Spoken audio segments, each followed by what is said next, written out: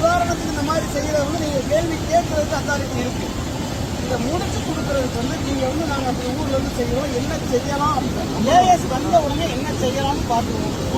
இது எந்த இடத்துல இருந்து சொல்லி நாங்க அடிப்பட்டு அளந்து நாங்க ஏஇஸ் வரோட நாங்க அடுத்தடுத்து கொண்டு வரணும். சரி சரி. அதிகபட்சம் போனா இது ஒரு 9 நாளுக்குள்ள முடிக்கிற மாதிரி பார்க்கணும்.